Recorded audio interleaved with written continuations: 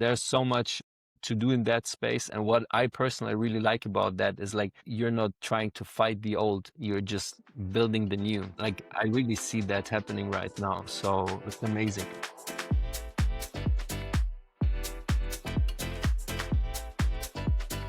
Welcome to Be Well. Today we're joined by Adrian Kochsiek.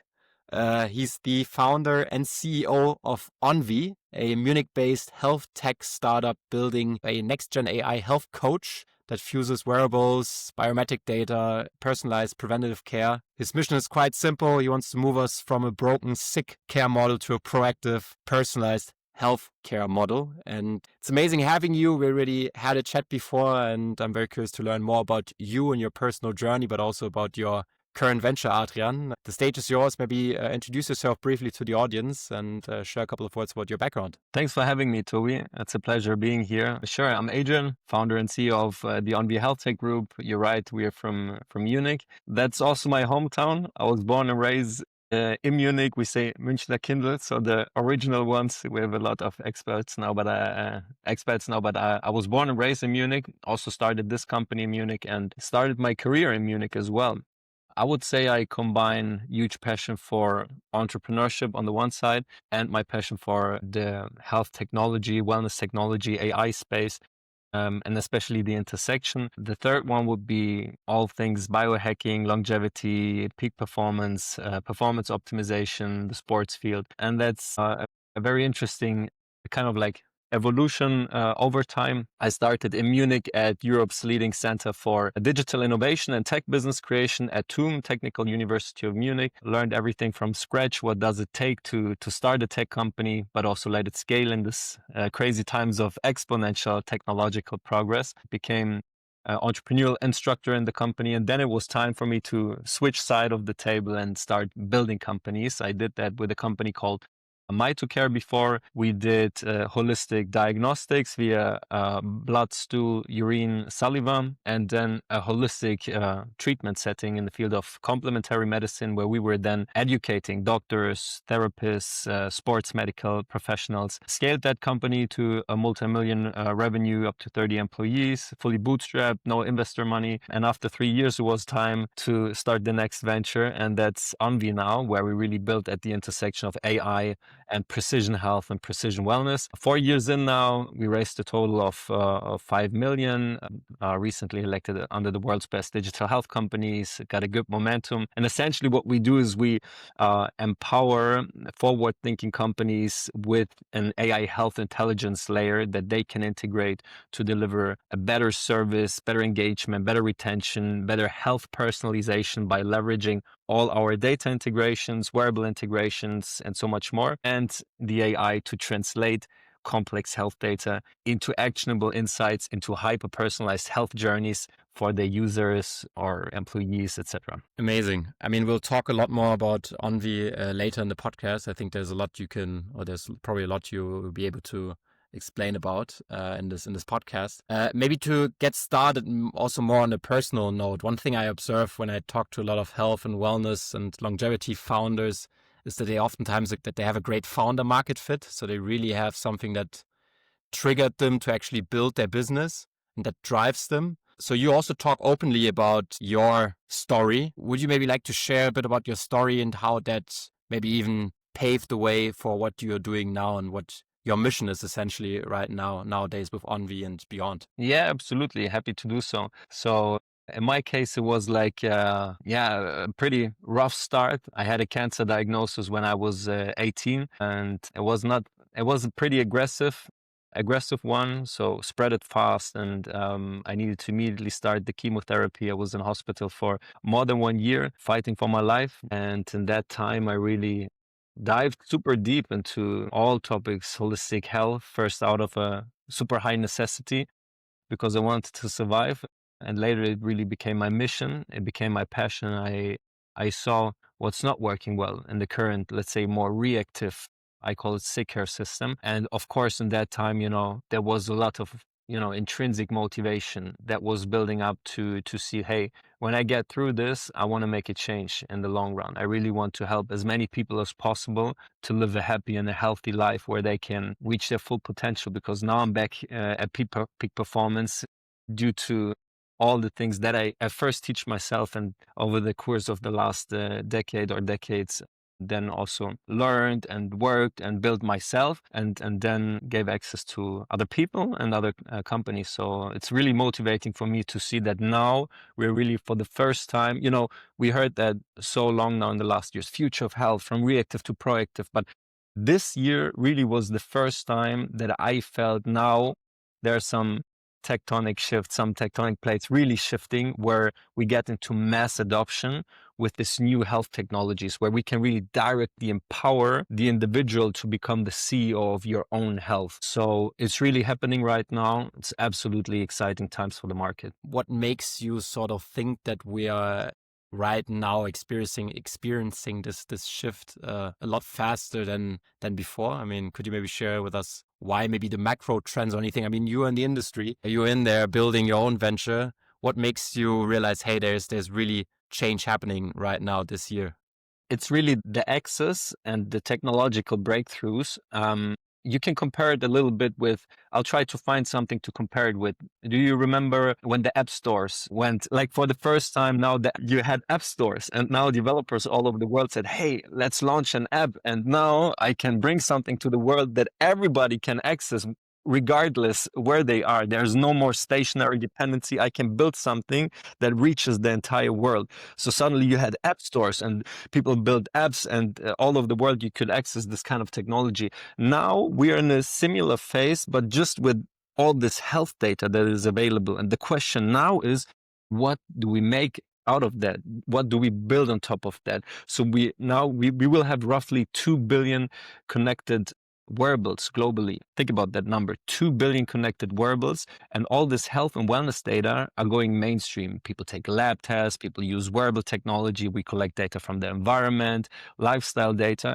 So now in parallel, we had this real breakthroughs around AI and better personalization in the health technology space. So we can really make this shift now to kind of like bypass a reactive system by directly empowering the individual and companies to ship that fully new era of precision health, precision wellness, where, we detect patterns all the time, and we could communicate and articulate that to you to see, hey, you need to change something here. We see something in your sleep, or you don't move enough, or maybe that nutrition is not perfect for you. So you can start making behavioral changes long before diseases occur, before something bad actually happens. And that kind of technology, or this amount of data points, were just not available a couple of years ago. So it really is a very pivotal point in history. Amazing. No, but I think you mentioned it quite well. I think your illustration is quite interesting. And I think you also did recently a post about the customerization of health, right? And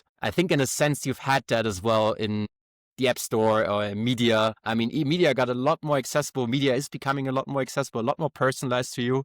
So it's insane. I mean, if I compare it to the way my parents maybe consume media or entertain themselves, Yeah. it was just a totally different world. And let's imagine how that could end up, or how that could be in health, right? How are we going to live our lifestyles in a way, and how are we going to be supported by technology essentially to improve our lifestyles, right? That's very, very inspiring to think Yeah, about it. you nailed it. But the deciding thing here for me is, like, make sure that technology stays the helper. It stays a tool that you use for yourself to improve your health and well-being, performance, longevity, whatever is relevant for you, and not let the technology dictate how you lead your life. Because there's also the other side with data fatigue, and now people, they actually wake up, feel great, and they see, oh shit, my sleep score is 60 whatever, and now I feel bad because my score is telling me that. Like, I still highly emphasize on that this is a tool. You should use it, you should leverage it, and you can do that better and better over time, but still you're in control. And the aim is to hand over even more power and agency and ownership to you, and don't make yourself crazy about it, because you're still, being that is in charge, and not the technology that's telling you how to live your life. Yeah, same. I mean, totally relatable. I mean, it's the same again as we've experienced with social media and the connectedness, and it comes with ups and downs. I can totally relate. And we should soon talk about ONVY and what you guys are doing. But we already talked before. I've also looked up some podcasts and conversations about you. I follow you on social media, and we've been in touch. And one thing I find quite exciting about you is, and I think you've alluded to it now in this conversation already. I mean, I'm very excited about anything about how is tomorrow's consumer going to live, right? And health and wellness is going to disrupt that. I mean, that's sort of your vision, and I totally get that. And in previous podcasts, you were talking a lot about, I mean, the way we're currently living, right, in society. To what extent is that a life that is actually made for human beings, right? I mean, we've been, we humans are used to be hunter-gatherers, right? We're just not set up for the way for our modern lives. And I find it quite interesting, how do you build businesses to actually make the human experience more human again, right? I mean, there's so many things. I mean, the rubbish we eat, the way we work, we're not moving. There's so much to do. And I think if you have this vision, there's so many businesses you could build around that. And I have the hope that, the health and wellness shifts we're experiencing right now is going to trigger that even more and create this flywheel effect. What are your thoughts about that? I mean, you already talked about it a lot. Maybe share your view on the world in that regard. I'd be very curious. I mean, you just nailed it. If you 100%. I mean, just think about it. A lot of questions can get answered from an evolutionary viewpoint. And if you think about these machines, what are they actually made for? We used to be, as you said, hunters, gatherers. We stood up with the first sunlight. We woke up. We were, walking all day, moving, not sedentary lifestyles. We were living in tribes. We were eating Mother Earth, very natural, outside, fresh air, no pollution, natural sunlight, healthy circadian rhythm, no night shifts, etc. pp. So if you think, if you think about what's going on today, we wake up immediately, we check artificial light, we look into our phones, we have we have massively changed environment we're living in now. If you think about all the modern stressors in big city life, starting from pollution to radiation exposure to, the noise, all these different factors. And now you think about this, our nervous system and the fight or flight versus the digestive system, like mostly we're like in fight or flight all the time. So we have so many challenges in these days now. And my approach really is to use technology, to use modern tools to help people find back to themselves and empower them to see, hey, what's actually healthy for me? And I want to find a tool or a framework that allows me to reach an ideal state of vitality and maintain it in a massively changed environment that we're just living in. Now, of course, you can decide, okay, screw that. I'll go to the forest and I'll live there with my family. But usually, like that's not really a solution. So you have to find tools to allow you to work and live and flourish and prosper, regardless of all these modern stressors in modern life. So couldn't agree more with you, and we definitely need solutions for that, because what you see in these days is not really what we are actually designed for. These machines are actually designed for both physically, mentally, spiritually, and now we haven't even touched the loneliness epidemic and a lack of purpose and meaning that a lot of people face. And now speaking about the mental health crisis, I think that's a really underestimated topic. Meaning, purpose, belonging, togetherness, community. There's so many topics we could dive super deep into when asking that question. Interesting. Great. Adrian, then let's talk about ONVY, about your current venture, and in particular, maybe share with us. I mean, you founded a company before. You told us about that, and what triggered you to actually build ONVY? Did you see a gap in the market, or what was sort of the aha moment where you realized, hey, I should build something around it? I mean, you've been building ONVY already for a while. So there's tons of startups coming up addressing the same issues you're addressing, but they are just very, new to the game. And I mean, as you mentioned, we're hearing a lot right now about these companies. And I mean, in the US, you have similar companies, right, addressing similar issues. What triggered you back then to build ONVY, and what do you guys do? Maybe bring us along how a user or someone who gets in touch with ONVY would experience ONVY essentially? Yeah. So there are two sides of it. Now I could explain from an end user perspective or the companies we work with. I'll start with the end user perspective because that makes it a bit more tangible or understandable. So think about you would have like the world's smartest health coach in your pocket that is enriched with all the science since the dawn of human history, but now in real time connected to all your health data. It would pull data from your wearables, so it knows how you sleep, eat, recover, do fitness, your training, your heart related biomarkers. But at the same time, we pull data from the environment. So now we even see stuff like, hours of sunlight, air pollution, and so much more. You can upload lab tests. So even enrich that your own personal health intelligence with your genetics, with your lab work, with your gut health insights. And we constantly learn from patterns and correlations and translate that in a very simple way into actionable insights, into actionable feedback for the end user to empower the individual to have something that you would have in your pocket that makes it understandable to manage your health and performance on a day-to-day basis, and not only with this 3-4 month check-ins when you go to the doc and they tell you, hey, you need to change something. Yeah, okay, what should I do? But even more important is like, because in the core of our business, we have a B2B model. And what we do is this AI health operating system as a service, or AI health intelligence layer, that forward thinking companies can integrate into their business strategy, into their ecosystem, into their own digital strategy. And essentially, our AI health intelligence layer consists of 3 core pillars. The first core pillar would be health data aggregation and integration. So we give access to more than 500 health and wellness data integrations, so people could connect any fitness tracker, any wearable they want, whether that's an Apple Watch, an Oura Ring, Fitbit, Google, Samsung, you name it.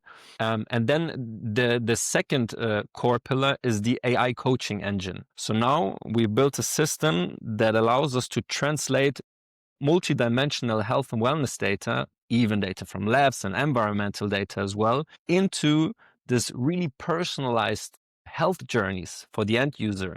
So businesses will improve engagement, retention, better health outcomes, and really transition from a wellness brand into a health tech company, into a data powerhouse that gets so much insights, collective intelligence, community insights, and empowers their individuals. And the third, their clients, or assured people or employees. And the third core pillar would be the business intelligence with dashboard solutions for all these insights. And that's essentially the product that we are shipping. We focus on companies in the health, wellness, and longevity space. And that can be anything from a supplement company to GLP-1 to a fitness studio to a longevity clinic, corporate wellness platforms, even insurance companies, or something in the healthcare life science field for research. And essentially, it's really like a tool that allows companies to make game moves at the intersection of AI and precision health, leveraging a vast amount of health data, health and wellness data, and AI to translate them. Mhm. And are you guys more, or let's say, are B2B to C channels a lot more prevalent for you guys? Is it more common, or is there also B2C? Is there a lot of traction that you guys are seeing that people Yeah. are just, is it an application, or can I imagine sort of it working once I am a That's a great customer question. of one of those partners, and how do I experience ONVY then? That's a great question. And for us, it was important to at first build the end user experience, because we have to prove that we understand what is engagement, what drives engagement. How would people interact with their personal health data on a day-to-day basis? How can we translate personal health data into real user experiences that actually make a change, that actually help people to improve their fitness, sleep, etc. So at first, we built this AI health coach app where we did exactly what I just explained. We translate complex health data into the world's smartest health coach in your pocket. And after that, we built the B2B solution on top. And this comes either via API, so you could integrate the core technology to use the data integration and the AI coaching engine and build on top of it by yourself. You have your own tech team, you have your own UX designers, you have your own developers, and you just integrate that into your existing product. Or you leverage our SDK or like white label modules. Let's say you're a supplement company and you're actually a product seller. I have these amino acids, I have this supplement stack, and I want to empower my clients actually with a health coach in the pocket that makes it very seamless for them to integrate their wearable, track their sleep, fitness, recovery, but also their nutrition, and has a built-in supplement recommendation engine, seamless meal logging, a female health engine that gives cycle synced wellness advice, and so much more, longevity insights, a bioage. Then this is exactly what we ship to these kind of companies. So we give them access to a tool that allows them to transition from a pure product seller into a health tech company with a tool that is wearable agnostic, and everybody can connect whatever they want. And suddenly they have a totally different offering, and they make real game moves fast without building a whole tech team with this interdisciplinary competencies that you would have to it's a very complex topic, obviously, and that's why we really invested in this infrastructure, and now we scale it in the health and wellness industry. Interesting. Great. Thanks for sharing that as well. Maybe, one question I like to ask, especially, I've been talking to a lot of health and wellness founders now. And so what I'm observing is, in particular, that you have tons of words flying around in this industry, right? You have health and wellness, you have longevity, you have the biohackers, you have preventative care. It's everything. And from the perspective of maybe a regular consumer, you probably get totally overwhelmed and lost. And also as someone who's talking to founders, you're a bit overwhelmed. Can you explain or what's your view on that fragmentation of terms that are flying around, and what term do you feel most comfortable with, maybe when talking to customers, when talking to investors, whoever it might be? Yeah, just be aware of that the global wellness economy, it is a $6.3 trillion US dollar market, and there's this company that makes this analysis of clustering the subsegments of the wellness economy. You would have healthy eating, nutrition, weight loss. It's $1 trillion market. Then you have the whole fitness space, physical activity, fitness, mind, body. It's another $1 trillion here. Then you would have like prevention, personalized health. You have personal care and beauty. Then you would have like smaller markets, but from this total market, like mental wellness, workplace wellness, wellness real estate. It's a big trending topic. People are more aware about, where I'm actually living affects my health as well. So wellness real estate is a really growing subsegment. Wellness tourism, and you would have the field of traditional complementary medicine. Now, back to your question, if you think about like the wording in these days, like everything is longevity. What actually is longevity, right? A supplement company can be longevity. A super advanced, we make like hyperbaric chambers and apheresis, and we filter your blood, and this longevity, of course that's longevity. But at the end of the day, it's really important to look a little bit deeper and just find a framework that works for you to improve your health and wellness with a system that's not overwhelming and actually works. And here I always say, like, focus on the basics first. If you think of this pyramid and you think of the basics of, sleep, fitness, nutrition, meaning, purpose, then you're good. And then you can start to optimize, and don't get confused too much with all this wording, bingo, and hype words. Amazing. I also read recently, actually, an article from McKinsey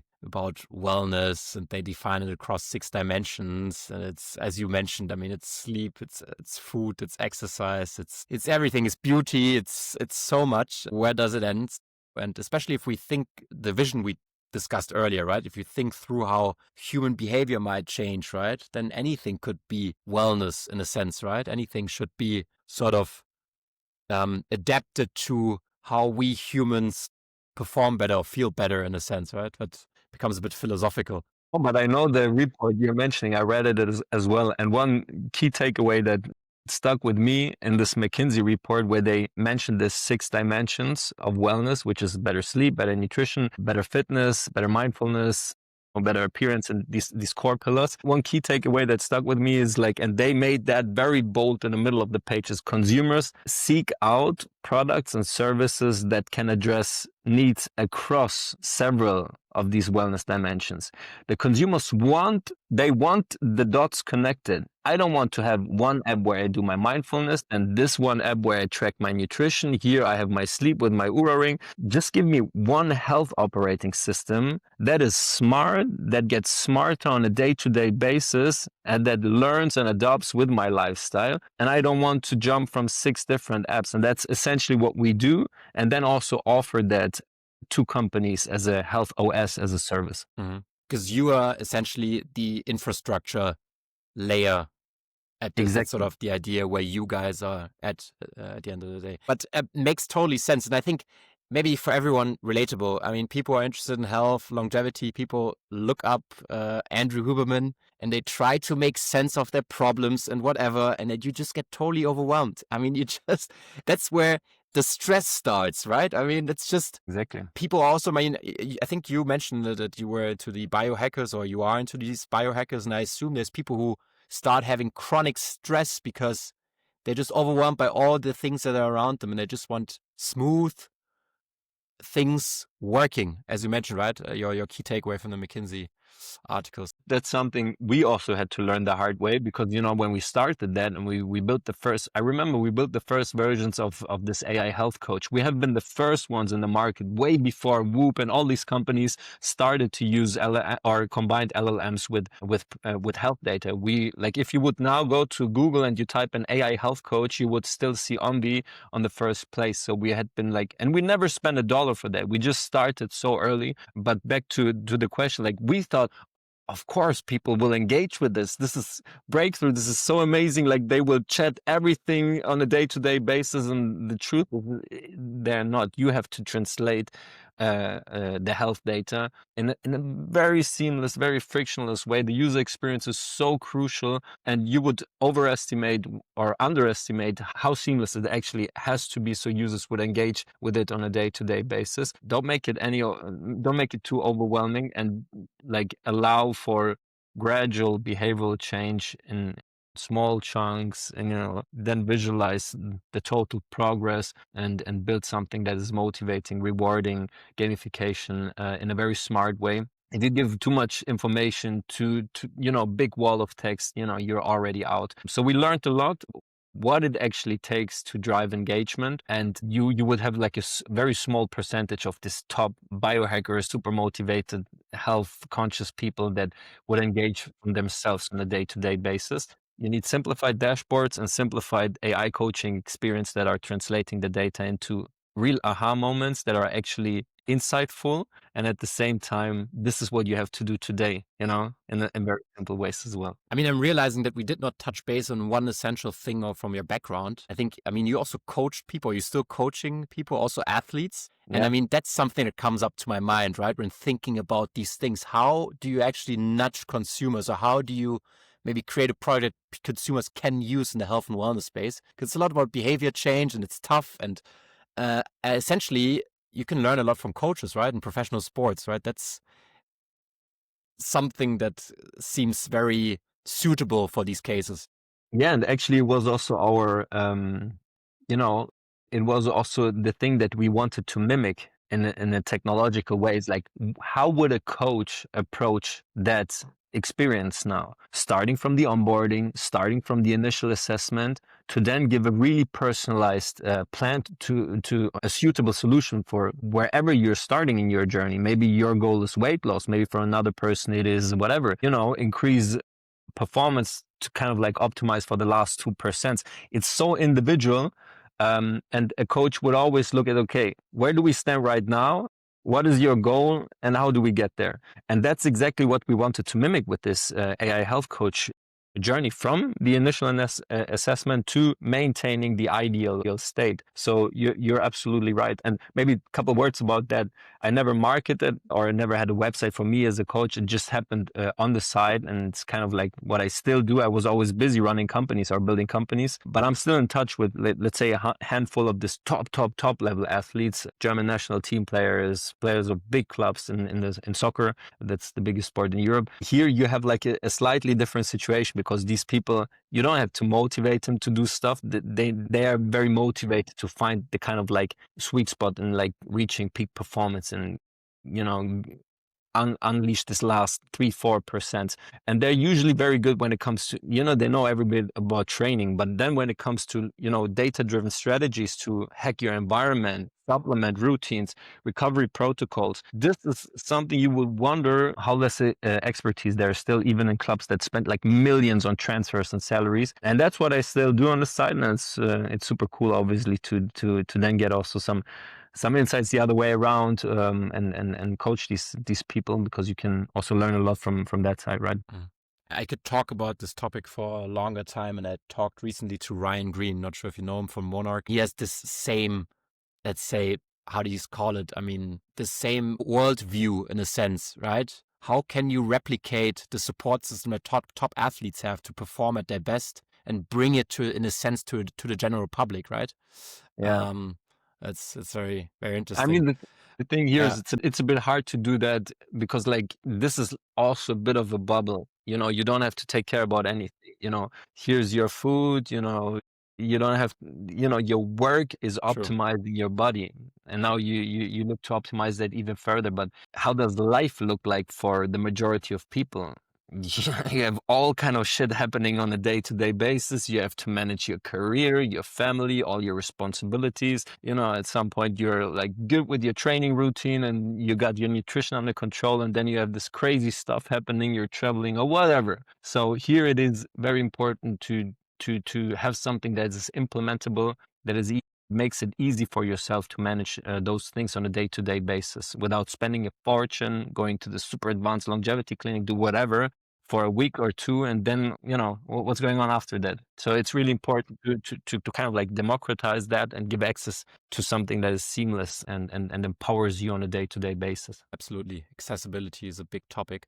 Maybe let's talk quickly also about you guys, ONVY. What is the status quo in terms of maybe growth and scaling? I mean, I think you're active both in Europe and in the US. Could you maybe share with us how your go-to-market has been so far and what's coming up in the next months, years? I mean, you've raised money also from investors. Maybe bring us along what's the status quo with regards to that right now? Yeah, I'm happy to do so. Thanks for the question. I'm actually in Miami right now. I'm here. You also mentioned Uberman. I'm on a conference in Eudaimonia in West Palm Beach. All these guys will be there. And you're right. So we did the last financial round was with a US-based anchor investor. It's a real powerhouse, the 30 billion assets under management fund that invested in the company after their due diligence. And after that, it went super quick. We onboarded the first clients, the first B2B clients here in the US, coming from different industries, mainly nutrition, fitness, wellness, and longevity. And it's just like a different dynamic. It is really like the people always say, you have more money, faster movement. Either it's venture capital or the companies itself. It's just not the same pace. It's a different pace than in Europe, partially because of regulation. We tend to make things a little complicated in Europe. And don't get me wrong, these things need to be regulated, especially if you speak about AI, but it doesn't make sense to be the one that regulates if your competitors are left lane and they just go full gas. You will just be wiped out and not sit on the table when we decide how we will use the most, you know, disrupting technologies for mankind and planet Earth. And for me, it was the perfect decision, or for us, it was the perfect decision to, you know, go for internationalization, go to the US. We really feel that from the market traction perspective, and full focus is currently on the B2B rollout. We have a phased rollout, and currently we're in like, you know, the kind of like nutrition, fitness, wellness, longevity industry. And in the long run, obviously, at some point you go into healthcare, into insurance, and into a bit more regulated field where it takes a little bit longer, the sales cycles, but once you're in, you can really make a change there. And that's where we stand right now. Amazing. Wow. Also, I mean, amazing that you're in the US. Must be great spirit over there. What were the biggest challenges in building? I mean, you are in the health wellness space, right? but also close to the healthcare space, as you mentioned. I mean, regulation needs to be there in place in some space. It's not the same as probably in traditional, let's say, disease management care in this space, but it's still, you know, a regulated field. What are major challenges, or what have been major challenges in building ONVY so far? Great question. I think regulatory is regulatory first. It's a big one. And you're right. There's this fine line between wellness technology and health technology, and giving wellness advice or lifestyle advice is something different than giving a diagnosis or saying you can cure cancer with this or whatever. Like, you have to be very mindful about that, you know, border of like wellness technology to health technology. And we strategically said, like, we will start with the wellness technology field. Like, we are not here to diagnose or to give medical advice. We give lifestyle advice. We use AI to translate complex health data into behavioral health management, into lifestyle advice. And the other path, and that's what I mentioned before, going into, you know, more advanced insurance models or healthcare, medtech, life science, biotech, into these industries, it's something that comes in the second step, but we don't focus on that right now. Focus, company building, and again, we spoke about a 6.3 trillion wellness economy with all the topics like weight loss, nutrition, preventive health, fitness, wellness, real estate. There's so much to do in that space. And what I personally really like about that is, like, you're not trying to fight the old, you're just building the new. Like, I really see that happening right now. So it's amazing. I love it. We're not trying to fight the old, we're trying to build the new. I mean, it's amazing. It's amazing. Adrian, we're already closely coming to an end. I mean, exciting what you're building. One thing I would like to ask, I mean, at this point, you also maybe a serial entrepreneur. I mean, you founded a company before. You are an athlete. You know a lot of athletes. You are surrounded by tons of people who must be entrepreneurs and are definitely athletes. What advice would you give to maybe someone young who wants to also be on a mission, right? Wants to build something exciting, but not, you know, sacrifice his health. What advice do you have? Or is there anything anything that drives you, or anything that comes up to your mind that you always remember to stay grounded? The first thing that came to my mind when you asked that question was like a quote that I read a couple of years ago, and I could relate more with that. It said, "Entrepreneurs are emotional athletes." And that's so true. You know, we're all athletes somehow. And as an entrepreneur, you have to, of course, you have to be physically in shape, but you have to be, especially in this market environments and in these days and times, you need to be very resilient and need to show just a lot of grit and perseverance and persistence. And, you know, being motivated by money or by, you know, short-term success will not bring you to these kind of places. You have to endure long, dark phases and clap for your damn self until the world sees and, you know, the momentum unfolds. So ask yourself the question, if you bring all these attributes to the table, and then find tools and frameworks and systems that allow you to sprint the marathon, because it's not a short sprint, but you can't be slow at the same time, especially in these times. You need to be super adaptive with all these technologies and changes on a weekly basis. So you really have to find tools and frameworks that allow you to sprint the marathon. And it's not easy. I would lie if I was saying here, yeah, you know, sometimes I speak with people who say, oh, you're a founder, you're traveling the world. But yeah, you haven't seen my last 5-6 years. I was like grinding from morning till late night, from Monday to Sunday, without a day off in years. Like, would you be willing to live that life? If yes, jump on that train, and I applaud you. And I would love to see more people doing that, but it's not easy. It's definitely not easy, but it's worth it. Amazing. One thing I also hear I'm not in SF, but social media nowadays, you have exposure, you have podcasts and all these things. One thing you hear is a lot is pace is the new mode, especially in the age of AI. So that's it's tough. It's not becoming easier. So thanks for your advice. Adrian, last question. Is there anything else you would like to share, be it about ONVY or about yourself, before we finish the show? Thanks for having me. Nothing specific to share, but also just wanted to give some very positive words back. And it's important that some people provide the platform to speak about wellness and the future of health. So just thank you for doing what you're doing. Amazing. Thanks, Adrian. All the best in Miami and the US. And all the best on your journey as well with ONVY. Keep me posted. Thank you very much. All the best for you. Take care. Bye.